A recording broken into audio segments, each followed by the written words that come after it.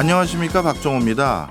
시세 대비 공시가격의 비율을 공시가격 현실화율이라고 하는데요. 국토교통부는 내년 현실화율을 올해와 같은 수준으로 동결하기로 했습니다.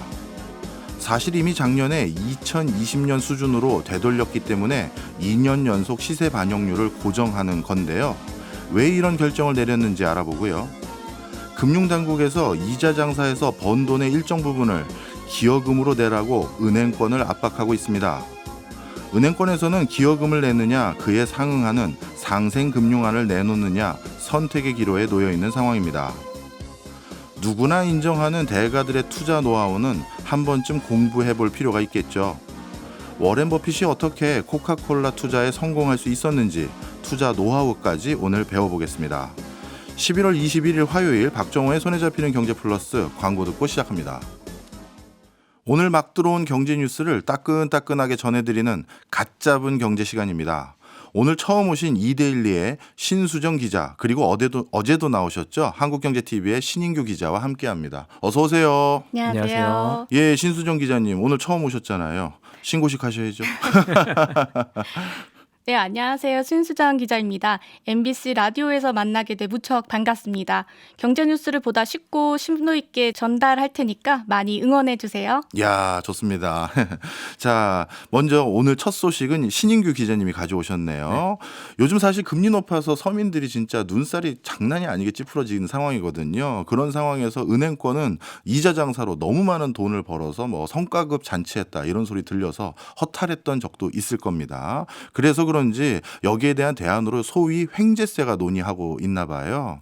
그런데 이 과정에서 주요 금융지주 회사 회장들과 금융당국의 최고위급이 만났다. 이런 소식이 전해 들고 있어요. 그렇죠. 이 은행이라는 게 통신과 함께 정부 규제가 많은 대표적인 산업입니다. 네. 통신산업이라는 거는 정부가 경매하는 주파수, 공공재를 바탕으로 돈을 버니까 그렇고요. 은행은 정부 허가 받아서 기준금리보다 이자 조금 더 붙여서 사업을 하는 거니까 그렇습니다.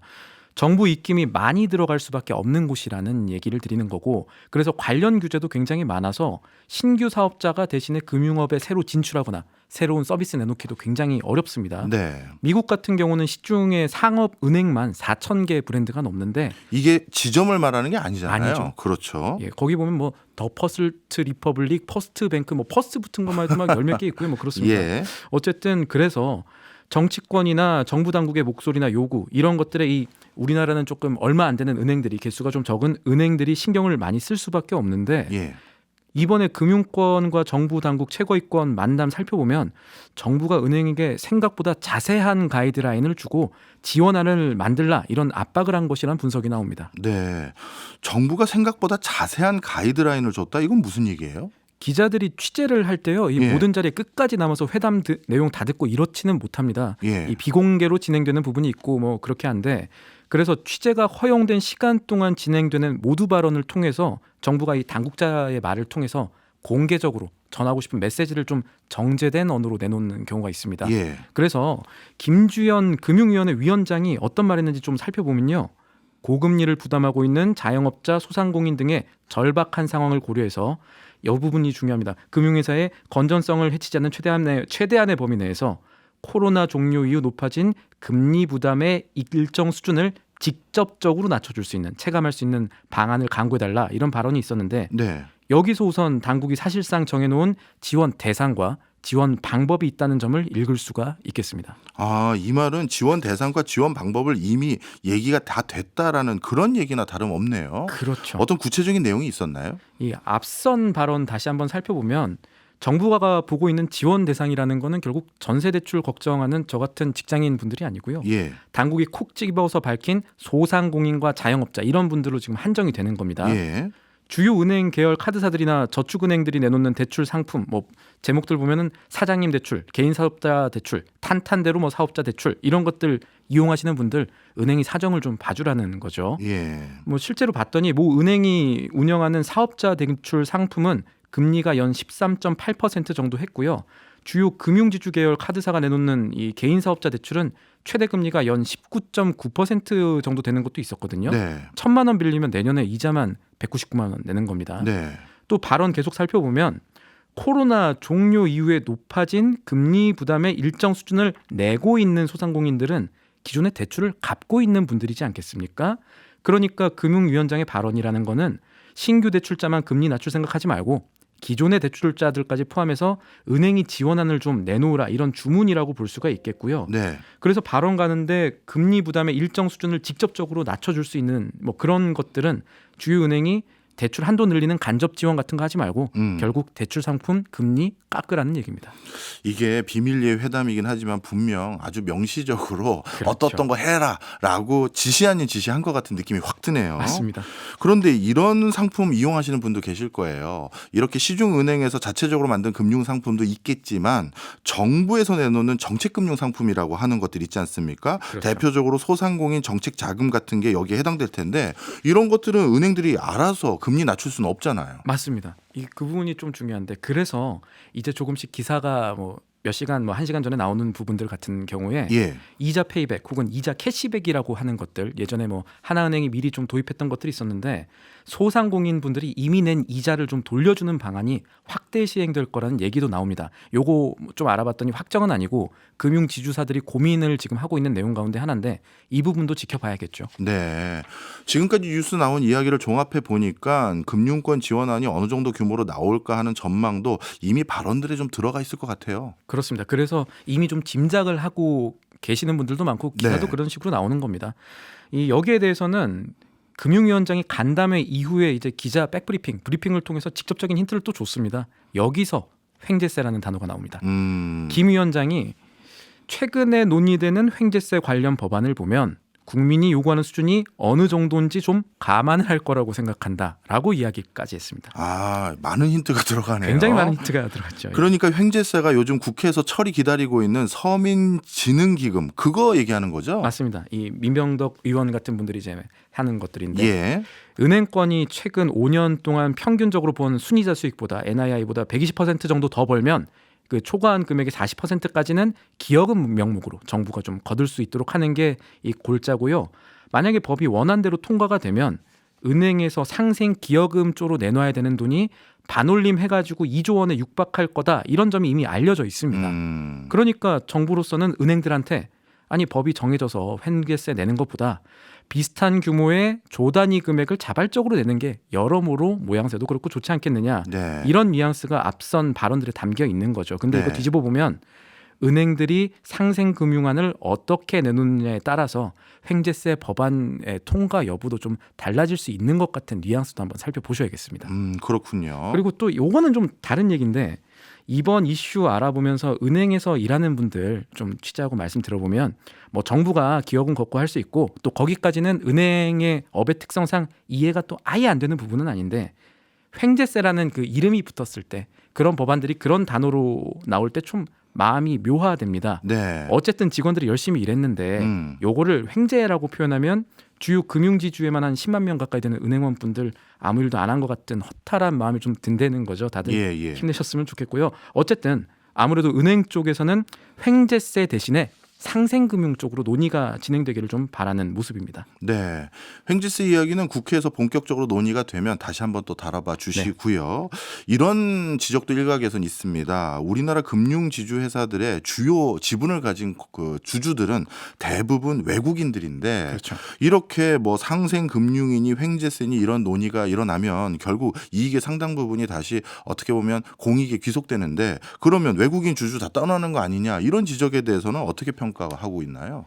일단 그런 질문들 혹은 이제 결국 이게 주주들에 대해서 배임이 될 수 있느냐 아니냐 하는 문제로도 귀결이 되는데 네. 일단 요거에 대해서는 정부 당국은 ESG 경영으로 봐야 되지 배임으로 봐야 되느냐 뭐 이런 입장이 있기 때문에 요거는 또 하나의 별건의 논의로 살펴봐야 될 것 같고 예. 아까 말씀하신 논점 보면은 IR이라고 해가지고요. 예. 이 주요 은행 주식 담당하시는 이 주가 담당하는 이런 내부분들한테 여쭤보면 외국인 주주들이 지금 빠져나가는 특별한 흐름이 아직까지 크게 보이지는 않는답니다. 예. 외국인 투자자들이 이미 뭐 예를 들어서 다른 금융지주 뭐 산 분들은 금융산업의 특성 또 한국의 금융산업에 대한 특수성을 어느 정도 좀 이해를 하고 있기 때문에 최근에 이 불거진 논의나 은행권 부담 규모 하나하나 따져보면 투자에 영향을 미칠 정도 뭐 그 정도는 아닌 걸로 보인다는 설명이었고요.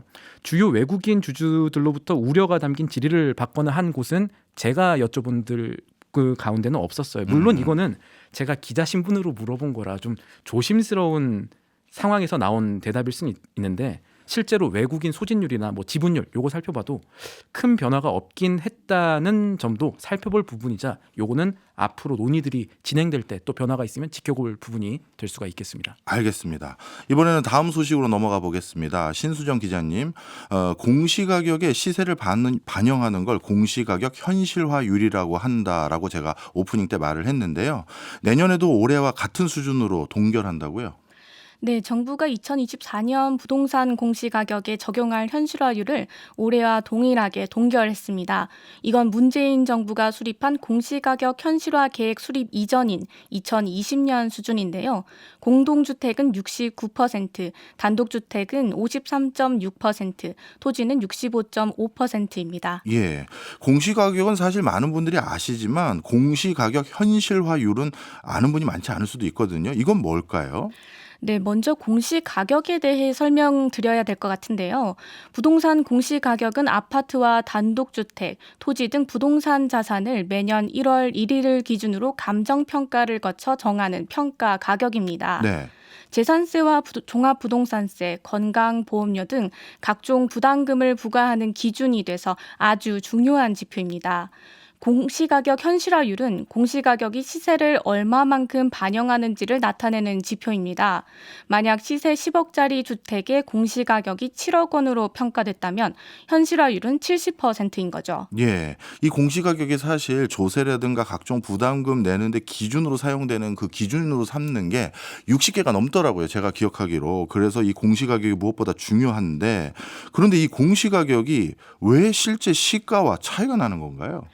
네, 이건 공시가격이 생겨난 역사에 대해 살펴보면 알 수 있는데요.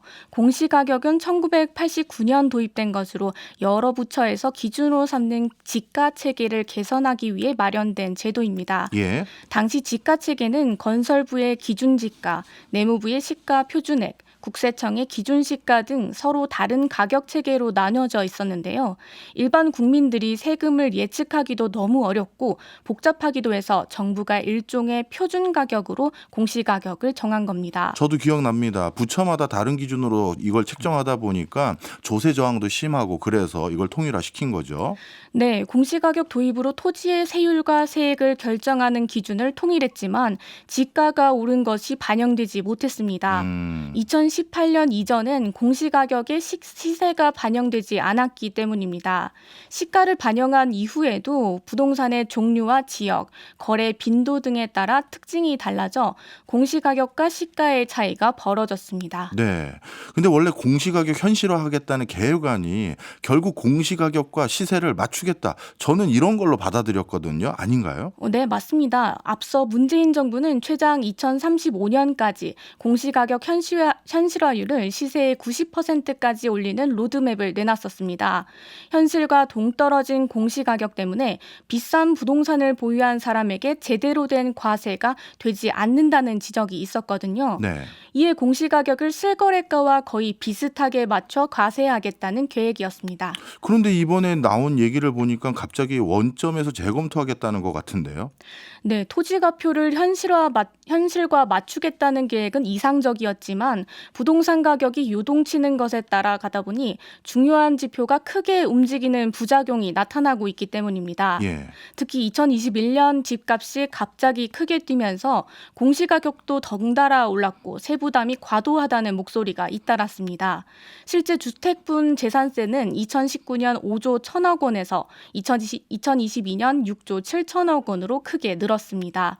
또 올해 들어 일부 지역에서는 집값 하락폭이 커지면서 공시가격 실거래가보다 높아지는 역전되는 현상까지 나왔습니다. 예. 이 경험으로 현실화 비율 조정만으론 부동산 시장 등락에 대비할 수 없다는 지적이 나왔습니다. 예. 사실 이렇게 공시가격에 우리가 주목하는 이유는 부동산 관련한 세금의 기준이 되기도 하지만 여러 가지 뭐 건강보험료라든가 기타의 기준이 되기 때문에 다들 관심의 대상이 된다 이렇게 말씀드릴 수 있을 것 같은데 그럼 앞으로는 어떻게 된다는 건가요?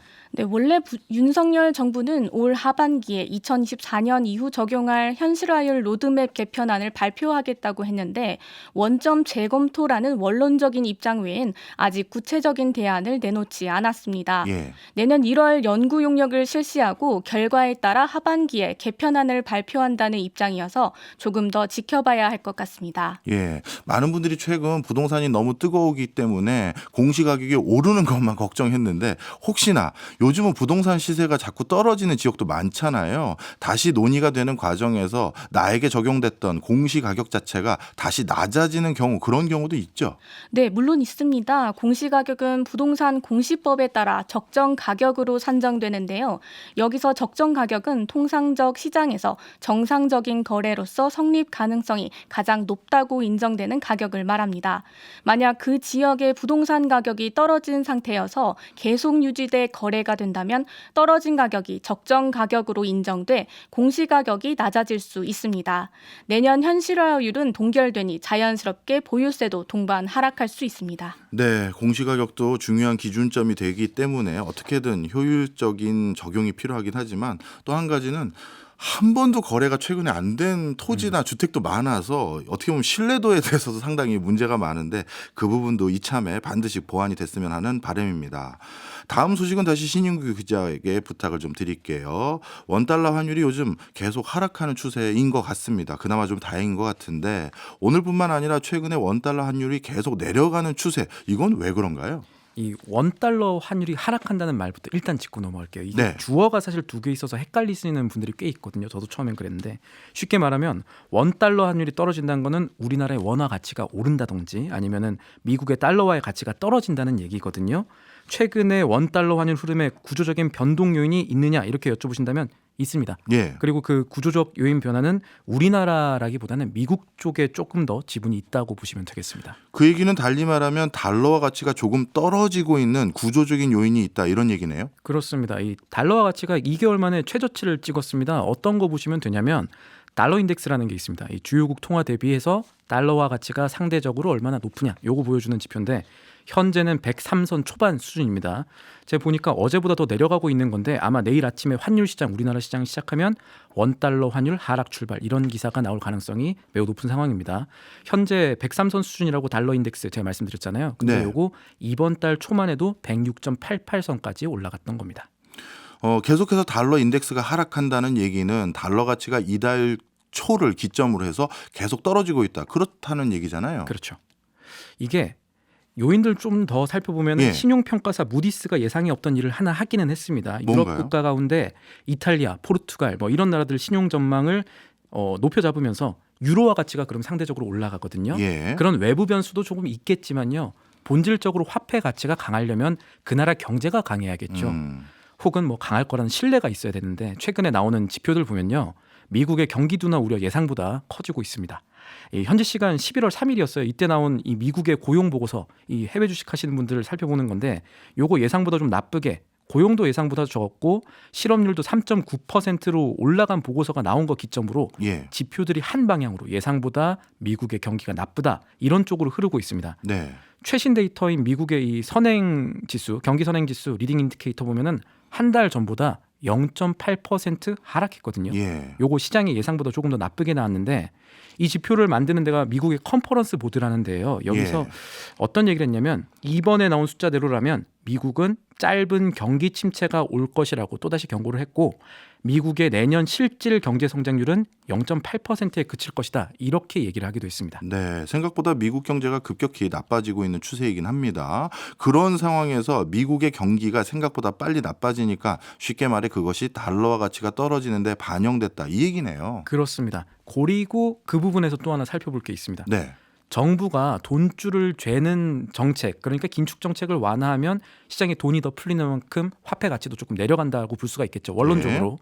그러면은 정부가 이 긴축 정책을 언제 완화할 것인가, 이게 또 환율이라든가 여러 가지 시장 볼 때 중요한 부분일 텐데 예. 오늘은 조금 원론적인 얘기 드릴게요. 미국이 긴축 정책을 하는 이유는 결국 높아진 물가, 인플레이션 잡기 위해서입니다. 물가는 보통 소비가 활성화되면 오르잖아요. 반대로 그렇죠. 경기 나빠지고 소비 여력 부족해지면 물가 떨어지겠죠. 예. 그래서 물가가 떨어지면은 미국의 중앙은행격인 연방준비제도가 긴축 정책을 생각보다 빨리 내려놓을 수 있겠구나 하는 투자 논리가 같이 생기는 겁니다. 이 관련해 가지고 미국의 실제 기준금리가 어떻게 될지 확률을 구하는 도구가 패드워치라고 있습니다. 네. 연방 기금금리 선물시장 토대로 확률을 보는 건데 최근 여기서도 변화가 좀 있었어요. 이것도 살펴봐야 될 건데 한 달 전에는 내년 6월쯤은 돼야 미국의 기준금리 내려갈 거다. 이게 중론이었는데 이게 좀 당겨지고 있습니다. 현재는 내년 5월 정도 되면은 미국의 기준금리 내려갈 거라고 보는 확률이 가장 높은 상황이에요. 그렇군요. 미국 경제는 나빠져서 그것이 우리나라 환율 시장에 안정을 가져다 주는 건 좋긴 한데 또 가장 큰 소비 시장이 나빠진다니까 좀 걱정도 되긴 합니다. 오늘 두 분 뭐 신신조합이라고 해야 되나? 마침 또 신인규 기자님하고 신수정 기자님이시네요. 네. 하여튼 매주마다 톡톡히 부탁드립니다. 지금까지 신인규 기자와 신수정 기자였습니다. 고맙습니다. 네, 고맙습니다. 감사합니다. 저희는 광고 듣고 2부로 돌아오겠습니다. 거인들의 어깨 위에서 투자의 비밀과 노하우를 배우는 대가들의 투자노트입니다. 앞으로 이 시간 카운트의 신기주 대표가 책임집니다. 어서 오세요. 네, 안녕하세요. 대가들의 투자노트 뭔가 있어 보입니다. 네. 어떤 네. 코너인가요? 일단 투자 대가분들이 있으시잖아요. 예. 워렌 버핏, 리루, 찰리 멍거, 박정호. 네.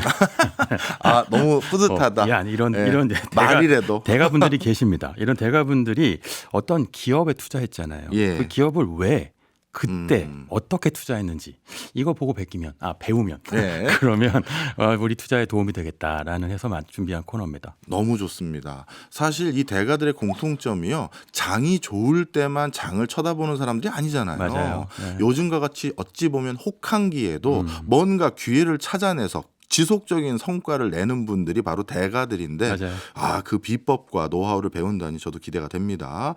오늘 대가들의 투자노트 첫 시간인데요. 첫 시간에 누가 나올까? 네. 당연히 저는 이분부터 해야 된다 생각했어요. 맞아요. 네. 워런 버핏. 네, 워렌 버핏. 예, 그리고 이분이 투자했던 또 회사 중에 대표적인 회사가 우리에게 너무 친숙해서 공부하기 오늘 쉬울 것 같습니다. 네. 첫 수업이라서 좀 배려하신 것 같네요.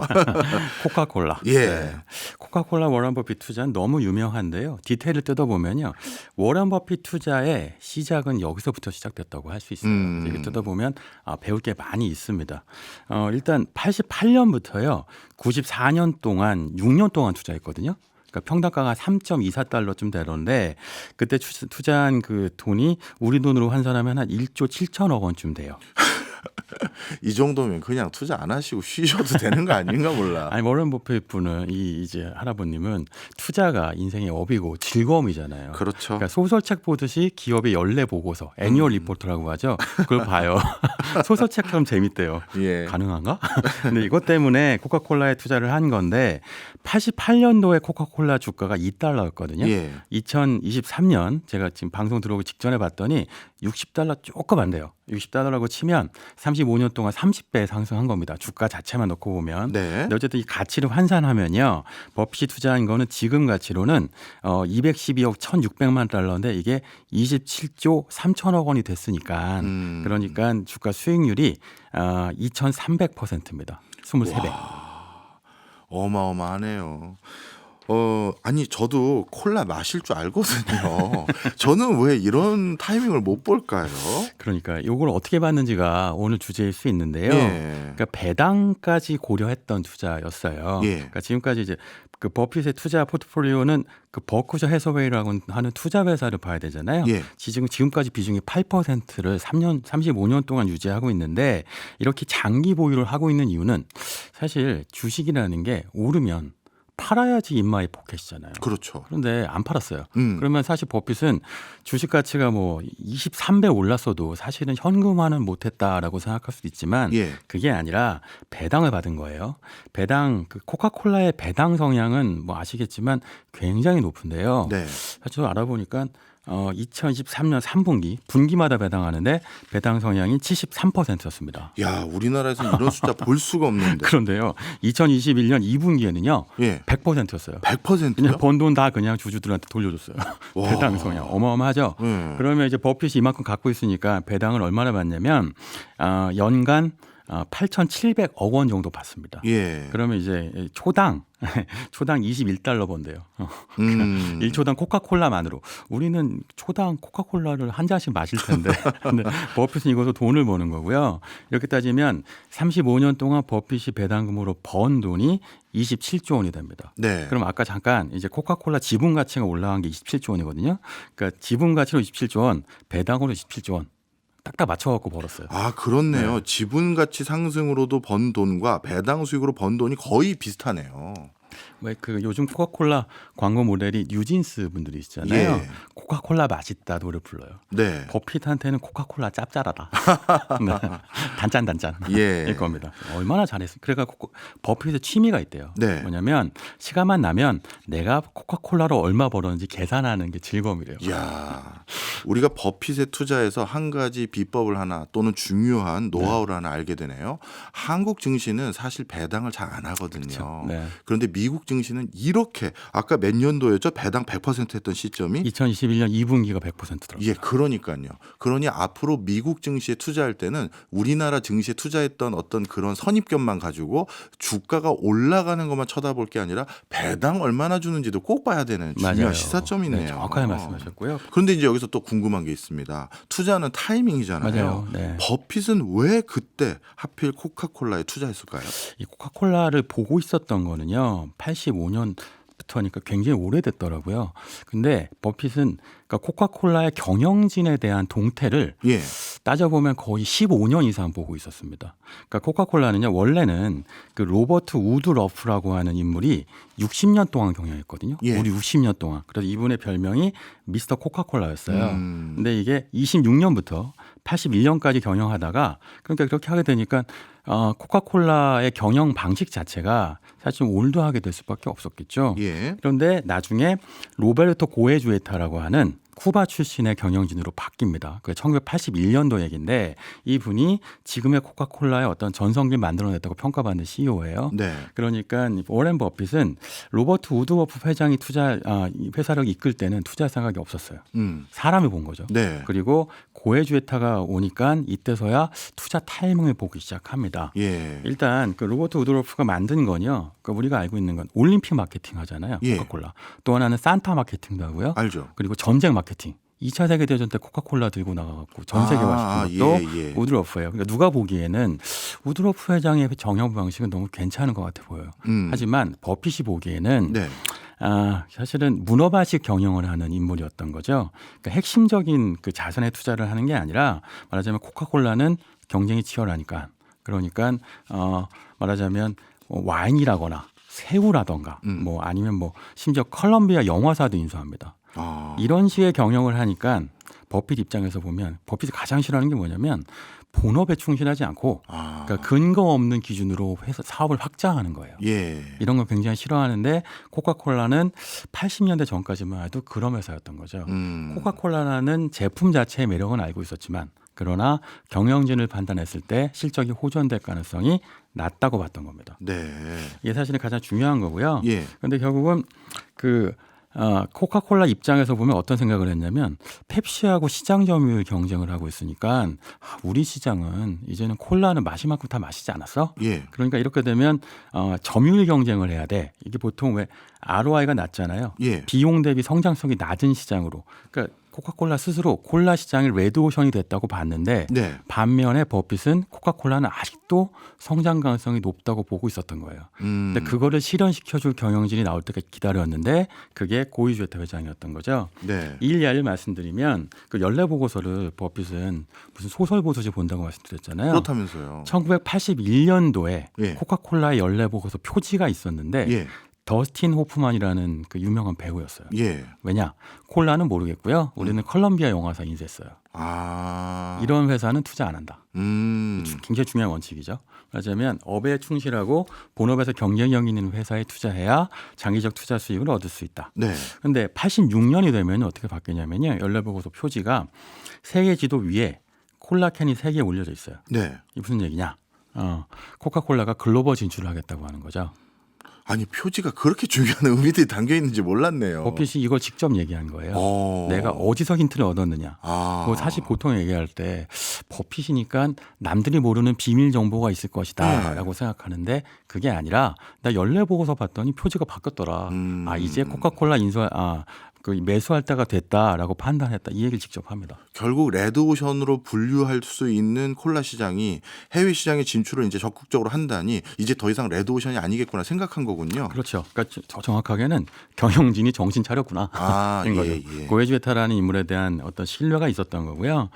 그게 수치로 나오는데요. 84년도에 코카콜라가 해외에서 벌어들인 전체 이익이 절반밖에 안 됐어요.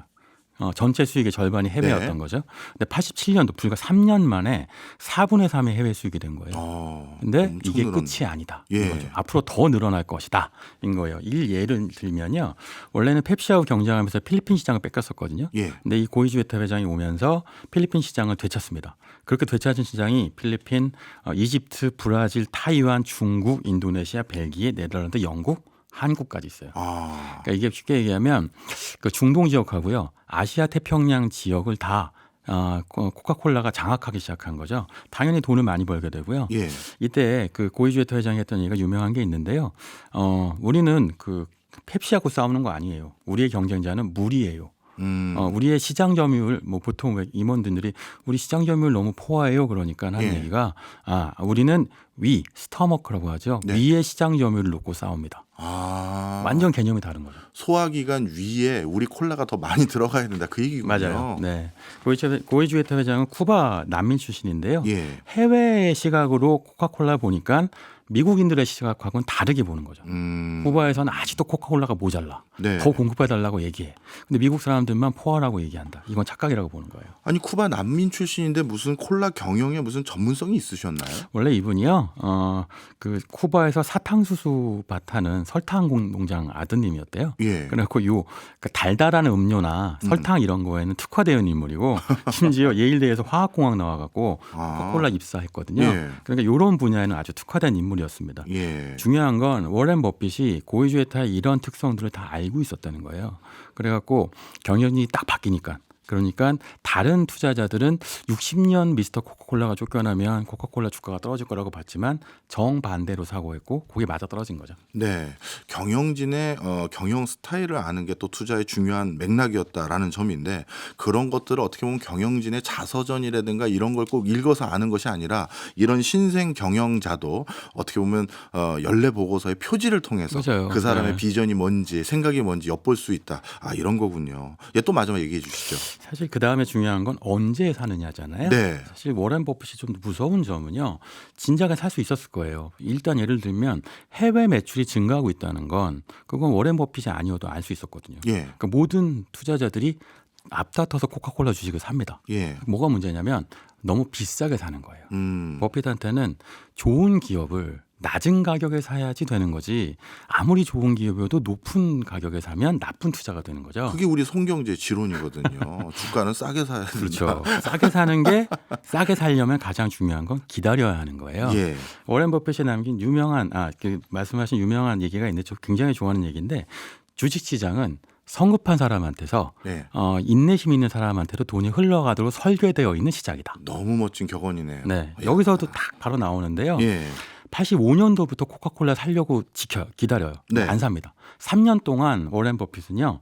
단 한 주의 투자도 하지 않고 기다려요. 예. 그동안 주식 투자하려고 코카콜라 주식 살려고 네. 돈을 모아놨던 거죠. 그런 다음에 87년 10월 19일 그 왜 유명한 그 검은 먼데이라고 있잖아요. 알죠. 네, 그때 주가 폭락하면서 딱 들어가서 사는 거죠. 검은 월요일 어떻게 보면 대공황 이후 가장 크게 주가가 폭락했던 그 시점에 코카콜라를 대거 매집하군요. 1조 원이 날라갔대요. 그때. 정말 시가총액 자체가 1조 원이 증발이 됐고요. 예. 원인도 모른다고 하던데 원인이 뭐 프로그램 매매다 아니면 뭐 쌍둥이 적자 때문이다 뭐 이러는데 사실은 82년부터 87년까지 다우존스가 굉장히 많이 올라서 네. 이제 그만 올라라. 이제 너무 지쳤다. 뭐 이런 분석들도 있어요. 그런데 더 놀라운 건 그러면 주가가 떨어지면 코카콜라도 이 당시에 주가가 고가 대비 25% 떨어졌거든요. 예. 그래도 안 사요. 야. 이것도 진짜 와, 강심장인데. 이거 사실은 저는 이 대목에서 깜짝 놀랐는데 네. 3년을 기다리고 그 다음에 2년을 더 기다립니다. 네. 그래갖고 88년도 가을부터 사는 거예요. 결국은 3년하고 2년을 기다릴 수 있다라고는 이 인내심이야말로 버핏이 코카콜라를 성장 대박 나게 만드는 원동력이고요. 이 정도면 성격 안 좋은 건데. 버핏은 사실은 네, 정말로 인내심이 높은 사람인 건 유명하잖아요. 예. 근데 거기 하나가 더 있습니다. 일단 투자를 시작하니까요. 네. 거의 항공모함처럼 그냥 거의 버크셔 해서웨이 전체 투자 금액에 맞먹는 전체 포트폴리오의 자본을 다 투자해요. 코카콜라 하나에 다 넣습니다. 그래요? 이거는 원래 계란은 뭐 한 바구니에 담지 마라 이런 명언도 있잖아요. 근데 버핏이 이런 얘기도 해요. 계란을 한 바구니에 담지 말라는 얘기도 있지만 지나치게 분산 투자를 하는 사람은 예. 자신이 뭘 사고 있는지 모르는 사람이다. 갑자기 가슴이 찔리는. 분산 투자라고 하는 게 몰라서 하는 것이라면 그거는 불안감을 상쇄하기 위한 것일 뿐 예. 리스크를 줄이는 것이 아니라는 거예요. 이건 사실 정말로 버핏한테 배울 게 많지만 예. 이 부분도 그래서 코카콜라 투자를 굉장히 공격적으로 합니다. 음. 그래서 지금 이제 전체 포트폴리오 코카콜라 전체 주식의 9% 갖고 있게 되는데요. 네. 그 덕분에 지금 2023년 놓고 보면요. 버핏은 45개 투자 종목이 있어요. 그런데 그 중에 5개가 전체 투자의 75%를 차지해요. 결국은 계란을 한 바구니에 담는 거죠. 그렇네요. 그래야 올랐을 때 효과가 있으니까. 본인이 확실하게 판단 든 종목에 대해서는 확실하게 배팅을 맞아요. 하는 성격이군요. 그리고 나서 이렇게 몰빵 투자한 다음에 3년 동안 예. 코카콜라 주가가 64%가 올라요. 대단하네요. 네. 예. 그러니까 이렇게 오를 걸 알았느냐? 그거보단 이런 원칙을 지킨 건데요. 예. 첫 번째, 이제 검은 원데이라고 하는 이런 거시경제 추세. 이런 건 기업 실적하고는 관련이 없으니까 무시한다. 두 번째는 내가 정말 알고 있는 기업한테만 투자한다. 네. 그 버핏이 처음으로 투자해서 돈을 버는 게 코카콜라 팔아갖고 돈 번 거거든요. 네. 5살 때. 예. 내가 정말 평생 마셔본 거니까 예. 이 기업의 제품을 내가 잘 알고 있어. 세 번째는 일단 경영진을 먼저 봐라. 이 경영진이 어떤 사람이고 어떤 전략을 갖고 있는지를 이해해야 되는데 예. 사실 우리는 생각보다요. 경영진보다는 기업이 보여주는 IR 자료 보고 맞아요. 그리고 잘 된대. 그러면 투자해야지 이렇게 생각하는 거예요. 그걸 얘기하는 사람을 봐야 되는 건데. 그렇네.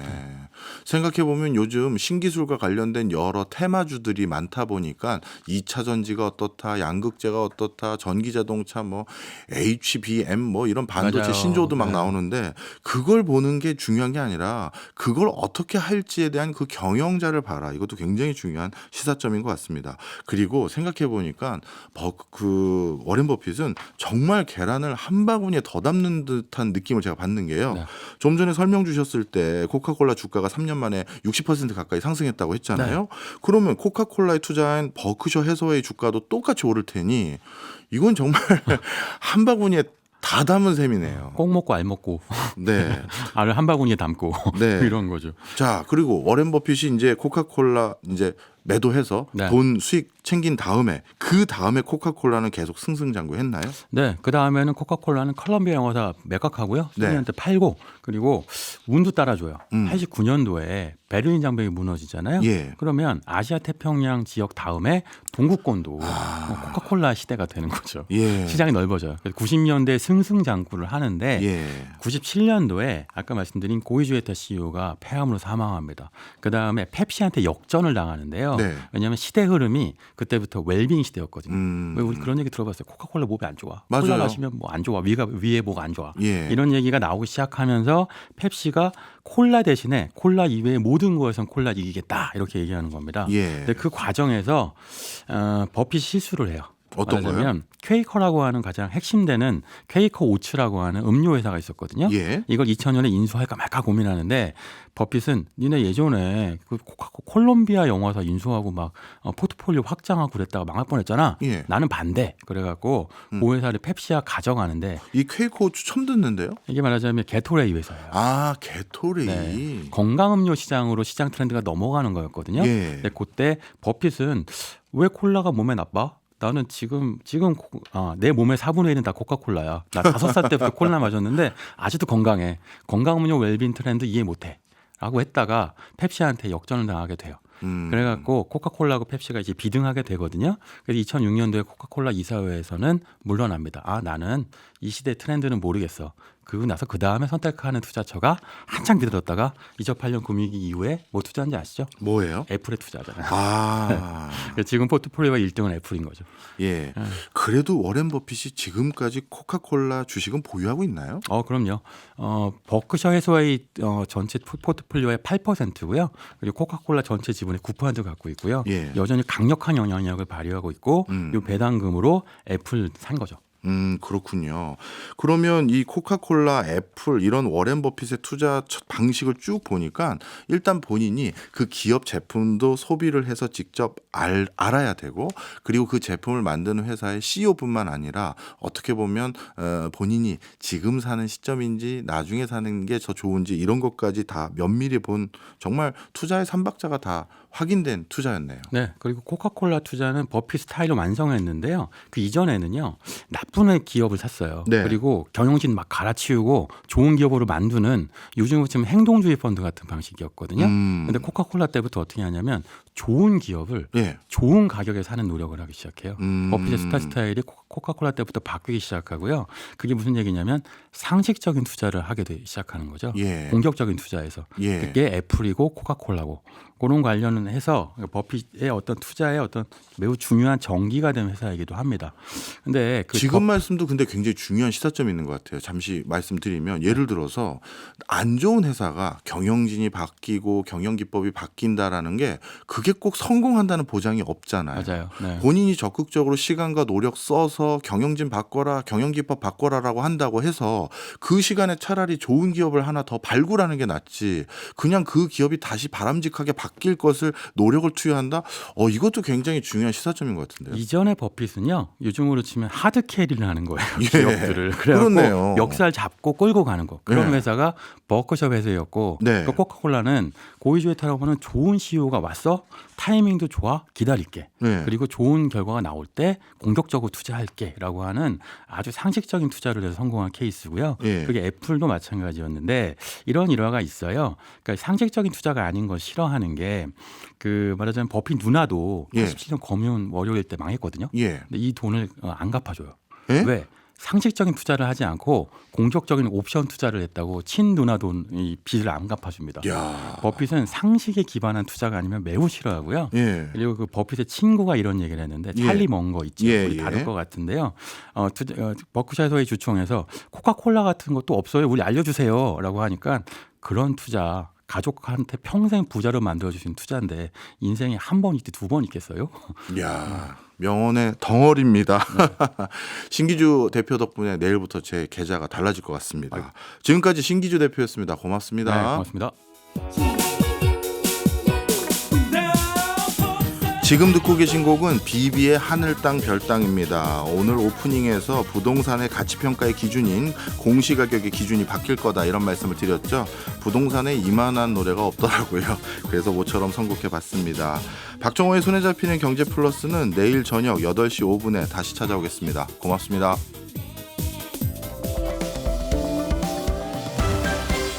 경제 생활의 플러스가 되는 아주 경제적인 시간. 박정호의 손에 잡히는 경제 플러스.